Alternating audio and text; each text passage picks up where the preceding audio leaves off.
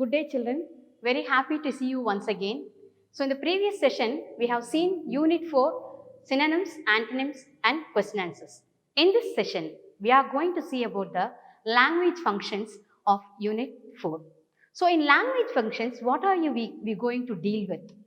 Vocabulary, grammar, and writing skill.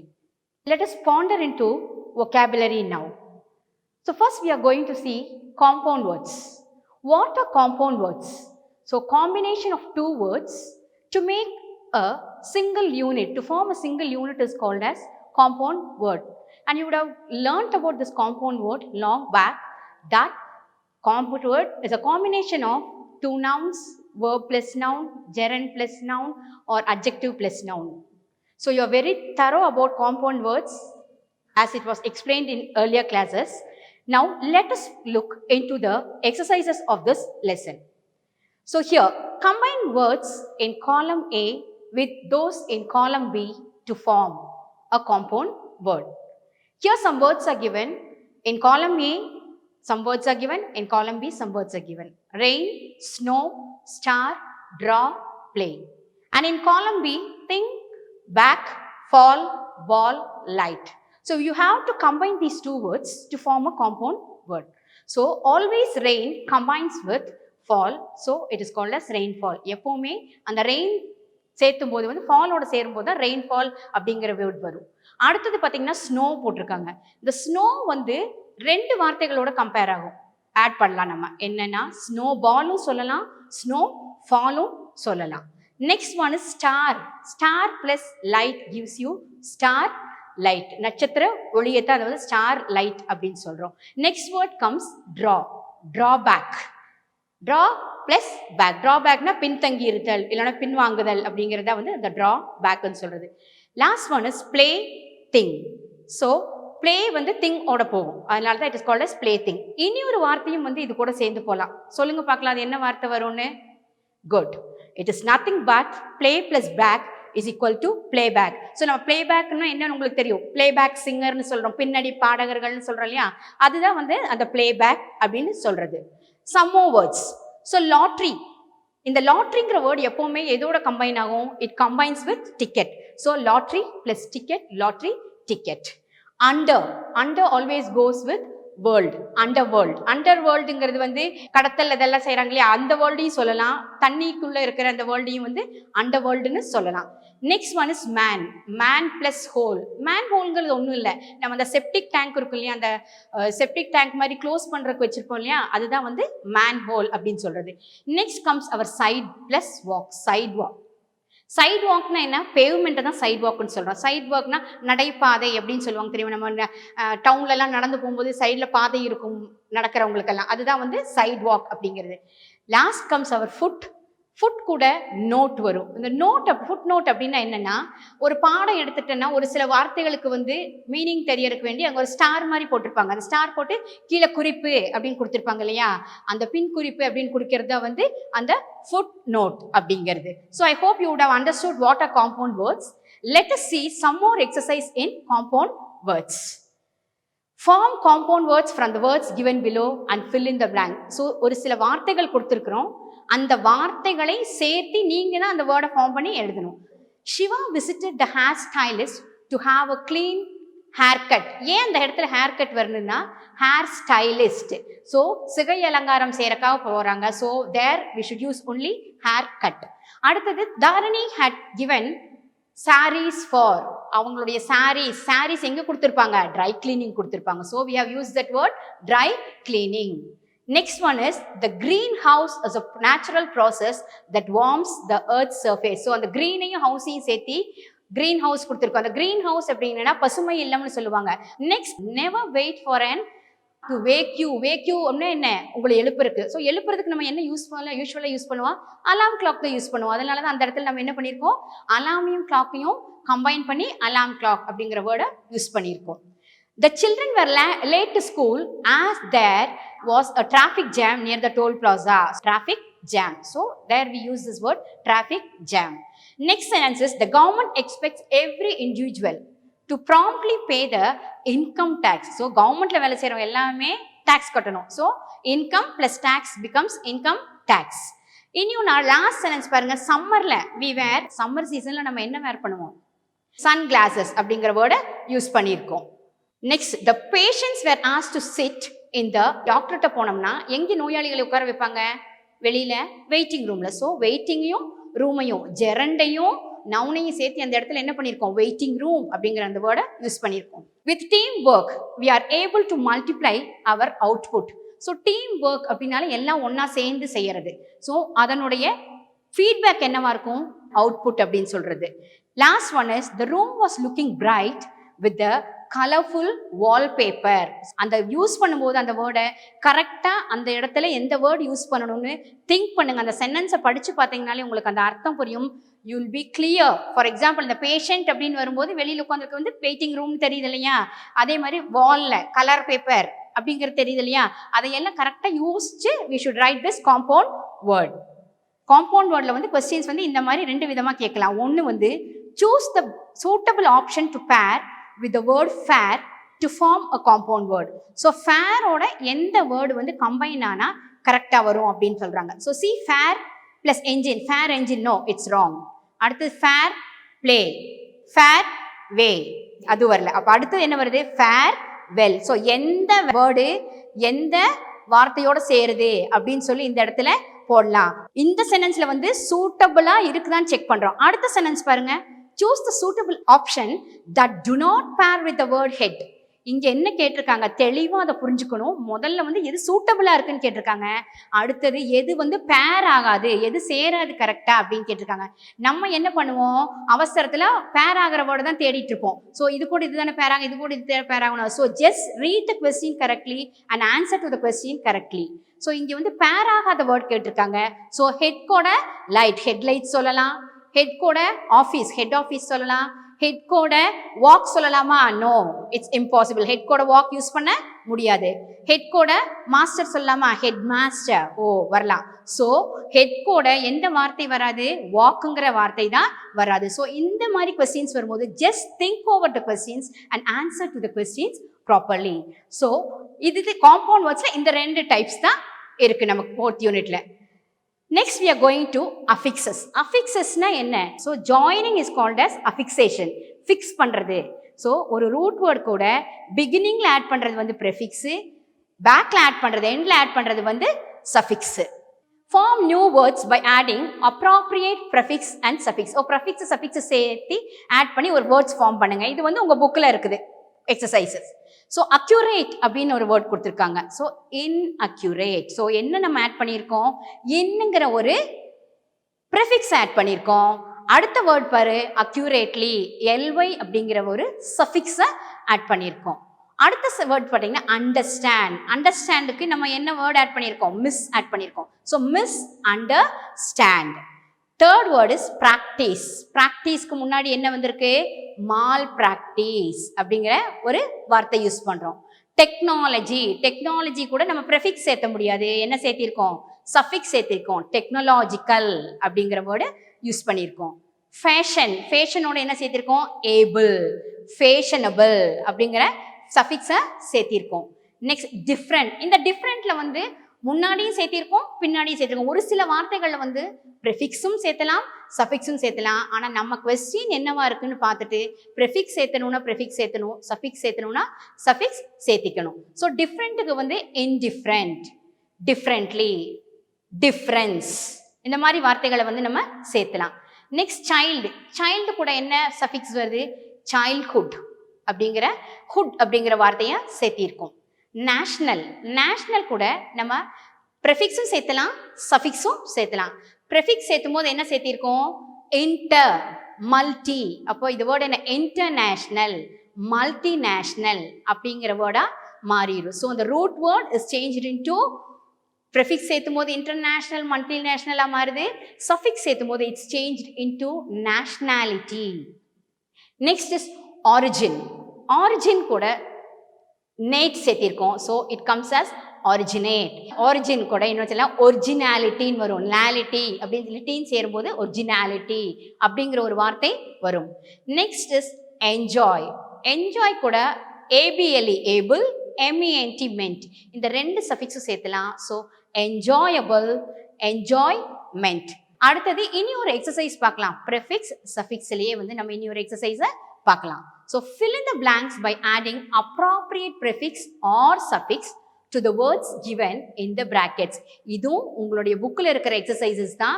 எப்பவுமே நீ இந்த கிளாஸை பார்க்கும்போது புக்கை கையில் எடுத்து வச்சுட்டு பார்த்தீங்கன்னா it will be very useful for you. So he was sleeping in his couch. Comfort அப்படின்னாவே வசதியாக இருக்கிறது. கம்ஃபர்டபுளி இதை கவுச்னா கட்டில். கட்டில் எப்படி படுத்திருந்தான்? கம்ஃபர்டபுளாக படுத்திருந்தான், சௌகரியமாக படுத்திருந்தான் அப்படிங்கிறது தான். காவ்யா ரைட்ஸ் அ, ஸோ சைக்கிள் வந்திருக்கு, அது கூட என்ன நம்ம ஆட் பண்ணியிருக்கோம்? பை. ஸோ பைசிக்கிள் அப்படிங்கிற வார்த்தை வந்திருக்கு. There was only a people in the theatre. So hand கூட நம்ம என்ன சஃபிக்ஸ் சேர்த்துறோம்? ஃபுல் அப்படிங்கிற சஃபிக்ஸ் சேர்த்துறோம். ஸோ அங்கே வந்து ஹேண்ட் ஃபுல்லாக மாறிடுது. It is illegal to cut sandalwood trees. Legal அப்படின்னா சட்டப்பூர்வமா, இல்லீகல்னா சட்டத்திற்கு புறம்பாக. இந்த இடத்துல இல் சேர்த்தும் போது it becomes an opposite to legal. லீகலுக்கு ஆப்போசிட்டாகவும் மாறுது. So it is called, prefix is added and it is called as illegal. Next one is the arrival of the president has been expected for the last half an hour. So ஒரு அரை மணி நேரமா யாருக்காக காத்துட்டு இருக்காங்க? Arrival of the president, பிரசிடென்ட்டுடைய வரவுக்காக. Arrival means வரவு. So இங்கே என்ன அரைவை என்னவா மாற்றிருக்கோம்? நம்ம அரைவலா மாற்றிருக்கோம். Next, the man behave abnormal in front of the crowd. So normal அப்படின்னா சாதாரணமாக நடந்துக்கிறது, அப்நார்மல்னா வித்தியாசமாக நடந்துக்கிறது. Next one, Swathi had no of visiting the doctor. So Swathi had no இன்டென்ட்ங்கிற வார்த்தை கொடுத்துருக்காங்க. ஸோ இதில் TION சேர்த்தி நம்ம அந்த வேர்டை என்னவா மாற்றிருக்கோம்? இன்டென்ஷன். இன்டென்ஷன்னா இந்த இடத்துல எண்ணம், அவருக்கு டாக்டருக்கு போய் பார்க்குற எண்ணமே இல்லை அப்படிங்கிறது தான்.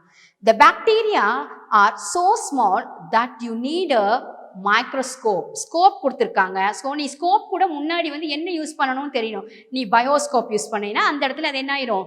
தப்பாயிரும். ஏன்னா பாக்டீரியா அப்படிங்கிறது வந்து ஒரு சின்ன மைன்யூட்டான ஒரு பார்ட்டிக்கிள்.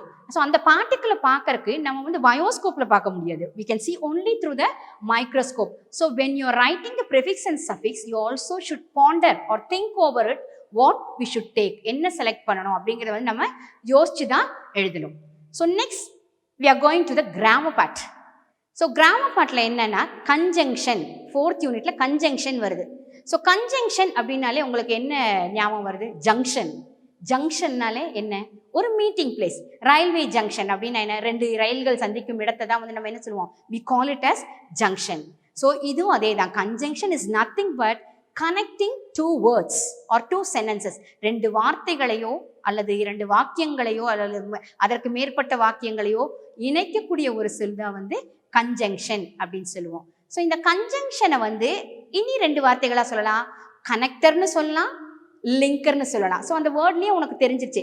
கன்ஜங்ஷன்னா ஜங்ஷன் மீட் பண்ணுற இடம், கனெக்டர்னா இணைக்கக்கூடிய சொல், லிங்கர்னாலுமே இணைக்கக்கூடிய ஒரு சொல் தான். ஸோ இந்த கன்ஜங்ஷனில் 3 விதமான கன்ஜங்ஷன்ஸ் நீங்கள் படிச்சிருப்பீங்க. இப்போ ஜஸ்ட் ஒரு ப்ரஷ் அப் பண்ணிட்டு நம்ம எக்ஸசைஸ் பார்க்கலாம். Coordinating conjunction. What is coordinating conjunction? 2 group of வேர்ட்ஸை கனெக்ட் பண்ணுறது. அதுவும் அந்த வேர்ட்ஸ் எப்படி இருக்கணும்? இண்டிபெண்ட்டாக இருக்கணும். இண்டிபெண்ட்னா 2 வாக்கியங்களும் தனியாக நிற்கணும். 2 வார்த்தைகளே தனித்தனியாக அந்த சென்டென்ஸை படித்தோம்னா அதுக்கு வந்து மீனிங்ஃபுல்லாக இருக்கணும். அப்போ அந்த 2 சென்டென்ஸையும் கனெக்ட் பண்ணுறதுக்காக நம்ம யூஸ் பண்ணுறது தான் வந்து கோஆர்டினேட்டிங் கன்ஜங்ஷன். ஸோ கோஆர்டினேட்டிங் கன்ஜங்ஷனில் என்னெல்லாம் வரும்? And, or, for, otherwise, so, but, yet, still, as well as. So கீழே ஒரு 2 எக்ஸாம்பிள் உங்களுக்கு கொடுத்துருக்கேன் பாருங்க.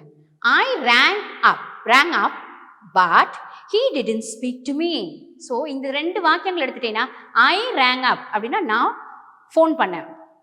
He didn't speak to me, அவன் என் கூட பேசலை. ஸோ 2 வாக்கியங்களும் தனித்தனியாக நின்னாலும் அதுக்கு வந்து அர்த்தம் கிடைக்கும். அந்த 2 வார்த்தைகளையும் இணைக்கிறதுக்காக நம்ம என்ன வேர்டு யூஸ் பண்ணியிருக்கோம்? 2 சுதந்திரமான வாக்கியங்களை இணைக்கிறதுக்காக யூஸ் பண்ணுறது தான் வந்து இந்த coordinating conjunction. Next sentence, women are strong, brave and resolute. So இது என்னது விமன், இதை வந்து தனித்தனியாக சொல்லலாம். Women are strong, women R brave, women R resolute, இப்படி 3 சென்டென்ஸாக சொல்லலாம். ஆனால் அந்த 3 சென்டென்ஸையும் இணைக்கிறவங்க எப்படி பண்ணியிருக்காங்க? Women are strong, brave and resolute. So இதை இணைக்கிறதுக்காக அண்ட் அப்படிங்கிற வேர்டு தான் இங்கே யூஸ் பண்ணியிருக்காங்க. ஸோ இந்த அண்டுங்கிற வேர்டு 2 அல்லது 3 குவாலிட்டிஸை வந்து இணைக்கிறதுக்காக இங்கே யூஸ் பண்ணியிருக்காங்க. Subordinate conjunction. They are used to join subordinate class with main class. இங்கே வந்து என்னன்னா subordinate classனா என்னப்பா? main classனா அர்த்தத்தை, முழுமையான அர்த்தத்தை தரக்கூடிய ஒரு சென்டென்ஸ். subordinate classனா ஸோ ஒரு helping sentence. It depends on the main clause. அந்த மெயின் கிளாஸை சார்ந்து தான் அந்த சென்டென்ஸ் இருக்கும். ஸோ தனித்து நிற்க முடியாது அந்த சென்டென்ஸ்னால. தனித்து நின்னதுன்னா அது வந்து மெயின் கிளாஸ். ஸோ அதை சார்ந்து இருந்தால் அதுக்கு பேர் வந்து டிபெண்டன்ட் கிளாஸ். அந்த டிபெண்டன்ட் கிளாஸ் தான் நம்ம என்ன சொல்றோம்? சபார்டினேட் கிளாஸ் அப்படின்னு சொல்றோம். ஸோ இந்த மெயின் கிளாஸையும் சபார்டினேட் கிளாஸையும் இணைக்கிறதுக்காக யூஸ் பண்ற வேர்டு தான் வந்து சபார்டினேட்டிங் கன்ஜங்ஷன் அப்படிங்கிற வார்த்தை. ஸோ இங்கே எதெல்லாம் சபார்டினேட்டிங் கன்ஜங்ஷன்ஸ் அப்படிங்கிற லெட்டர்ஸ் இருக்கு பாரு. when, though, although, since, as, if, unless, because, while, whereas, before, after, therefore, until, in case, till, as soon as if, etc. So இது எல்லாம் தான் வந்து என்னது? Subordinate conjunction. சபார்டினேட் கன்ஜங்ஷன் என்ன? மெயின் கிளாஸையும் ஒரு டிபெண்டன்ட் கிளாஸையும் இணைக்கிறதுக்காக யூஸ் பண்ற ஒரு வேர்ட் தான் வந்து சபார்டினேட் கன்ஜங்ஷன். ஸோ இங்கே ஒரு எக்ஸாம்பிள் இருக்கு. Ram is honest though he is poor. So Ram வந்து ஹானஸ்டா இருக்கான் அப்படின்னா என்ன? நேர்மையா இருக்கான். தோ போட்டிருக்காங்க. அடுத்து என்ன போட்டிருக்காங்க? He is poor. அவன் ஏழையாக இருந்தாலும் அவன் எப்படி இருக்கான்? நேர்மையாக இருக்கிறான். ஸோ இந்த இடத்துல இந்த தோ ஹி இஸ் புவர் அப்படிங்கிறக்கு அந்த தோ யூஸ் பண்ணியிருக்கோம் இல்லையா? அந்த தோ தான் வந்து சபார்டினேட்டிங் கன்ஜங்ஷன். அடுத்த சென்டென்ஸ்ல if you work hard you will pass. So you will pass அப்படிங்கிறது வந்து மெயின் கிளாஸ்.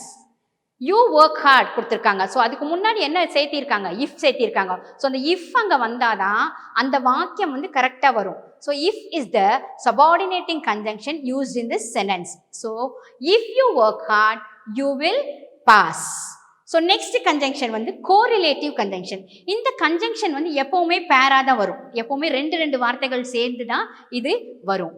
இது வந்து ஒரே சென்டென்ஸ்ல ரெண்டு செயல்களை இணைக்கிறக்கோ 2 வார்த்தைகளை இணைக்கிறக்கோ யூஸ் பண்றதா வந்து correlative conjunction.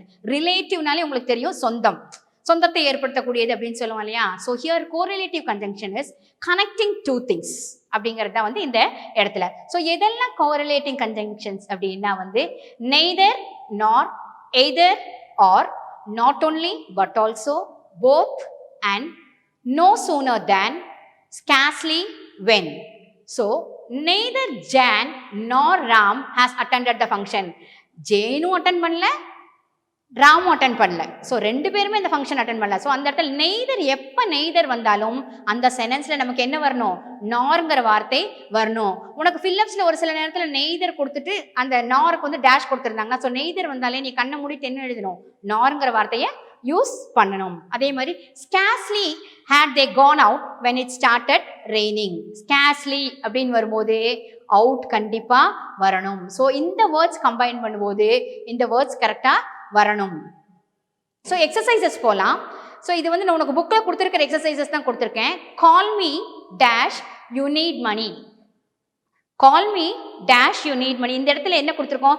so that to, in order, that, in case. so that, in order, that, in case கொடுத்துருக்கோம். ஸோ இந்த இடத்துல என்ன வார்த்தை கரெக்டாக வரும் அப்படிங்கிறத யோசிச்சு யூஸ் பண்ணு. ஸோ in case அதான் இந்த இடத்துல கரெக்டான வார்த்தை. I forgot dash I had to meet the principal. So நான் மறந்துட்டேன். என்ன மறந்துட்டேன்? பிரின்சிபலை மீட் பண்ணுறதுக்கு மறந்துட்டேன். அந்த இடத்துல வந்து தட் அப்படிங்கிற வார்த்தையை யூஸ் பண்ணணும். நெக்ஸ்ட் வந்து dash he is 90 years old. he is in the pink of health. pink of health அப்படின்னா வந்து நல்லா இருக்காரு அப்படிங்கிறத வந்து pink of healthன்னு சொல்றது. ஸோ தோ 90 வயசு ஆனாலும் நல்லா இருக்காரு அப்படின்னு சொல்றதா வந்து இந்த இடத்துல யூஸ் பண்ணியிருக்கோம். அடுத்தது it is raining. take an umbrella or else you will get drenched. drenched-னா நனைஞ்சிறது. ஸோ மழை பெய்துட்டு இருக்கு, என்ன எடுத்துட்டு போக சொல்றாங்க? கொடை எடுத்துட்டு போங்க. இல்லை என்றால், ஆரல்ஸ் வரும்போது என்ன வரும்? இல்லைன்னா நீங்க என்ன ஆயிருவீங்க? மழையில நினைஞ்சிருவீங்க. They faced many hardships. Nevertheless, they are always cheerful. இருப்பினும் அவங்க கஷ்டங்கள் நிறைய பட்டாங்க, இருப்பினும் அவங்க எப்படி இருக்காங்க, சந்தோஷமாக இருக்கிறார்கள். அடுத்தது இந்த கனெக்டர்ஸ் பார்த்தீங்கன்னா 2 கனெக்டர்ஸை யூஸ் பண்றது சொன்னேன், கோரிலேட்டிவ் கன்ஜங்ஷன் சொன்னேன். இதுவும் உங்க புக்கில் இருக்கிற எக்ஸசைஸ் தான். both the minister and the officers visited the affected areas. So both வரும்போது எப்பவுமே என்ன வரணும், and கூட வரணும். Jaya teachers not only English but also science. So Jaya வந்து இங்கிலீஷ் மாத்திரம் நடத்துறது இல்லை, சயின்ஸும் நடத்துறாங்க. ஸோ நாட் ஓன்லி வரும்போது எப்பவுமே அங்கே என்ன வரணும், பட் ஆல்சோ வரணும். So either Raghu or Bala will have to buy vegetables from the market. So either வரும்போது அங்க வந்து or வரணும். அடுத்த சென்டென்ஸ்ல no sooner did I enter the house than it started drizzling. நான் உள்ள நுழைஞ்சதுமே மழை வந்துருச்சு அப்படிங்கிறது. ஸோ no sooner வரும்போது எப்பவுமே அந்த இடத்துல thanங்கிற வார்த்தை வரணும். dash he was honest, he was punished. அவன் நேர்மையா இருந்தாலும்னு வரும்போது நான் என்ன சொல்லியிருக்கேன், though அப்படிங்கிற வார்த்தை அங்க வரணும். walk carefully dash you will fall down. பார்த்து நடங்க, இல்லை என்றால் otherwise. my mother called me dash I was playing football. So எங்க அம்மா கூப்பிட்டாங்க, எப்போ கூப்பிட்டாங்க, நான் விளையாண்டு இருக்கும்போது. ஸோ எப்போ அப்படிங்கிற வார்த்தை வரும்போது அங்கே என்ன வேணும், while I was playing. my salary is low dash I find the work interesting. So என் சம்பளம் கம்மியாக இருந்தாலும் இருப்பினும் nevertheless அப்படின்னா யூஸ் பண்ணுறது அங்கே. passengers rushed to board the bus dash it arrived as soon as. Bus வந்த உடனே என்ன பண்ணாங்க, பேசஞ்சர்ஸ் எல்லாம் ஓடி போய் பஸ்ல ஏறிட்டாங்க அப்படின்னு சொல்றது. ஸோ இதெல்லாம் வந்து நம்மளுடைய கன்ஜங்ஷன்ஸ் எக்ஸசைசஸ், நம்ம புக் பேக்ல இருக்கிற எக்ஸசைசஸ். ஸோ ஒரே ஒரு ஸ்கில் பார்த்து, ரைட்டிங் ஸ்கில் மாத்திரம் ஒன்று பார்த்துடலாம். ஸோ இதுல வந்து arrange the words in order, correct order to make meaningful sentence. So as I healthy are you am as. So இதை ஜம்பிள் பண்ணியிருக்காங்க வேர்ட்ஸை, நீ வந்து கரெக்டான வாக்கியங்களை யூஸ் பண்ணி எழுதணும். I am as healthy as you are. So இங்கே ப்ரொனவுனை பார்க்கணும், ஃபர்ஸ்ட் பர்சனை பார்க்கணும், அதை எடுத்து எழுதி I am as healthy as you are அப்படின்னு எழுதியிருக்கோம். அடுத்தது your day put on new since is birthday dress the. So இங்கே இதே மாதிரி தான் வேர்ட்ஸ் ஜம்பிள் பண்ணியிருக்காங்க, நீ வந்து கரெக்டாக ரீஅரேஞ்ச் பண்ணி கரெக்ட் ஆர்டர்ல மீனிங்ஃபுல் சென்டென்ஸ் எழுதணும். since today is your birthday put on the dress. So காரணம் ஏன் புது ட்ரெஸ் போட்டிருக்கோம், ஏன்னா இன்னைக்கு வந்து பர்த்டே, அதனால புது ட்ரெஸ் போட்டிருக்கோம். allergic dogs Rani though is 2 of 6 she them has.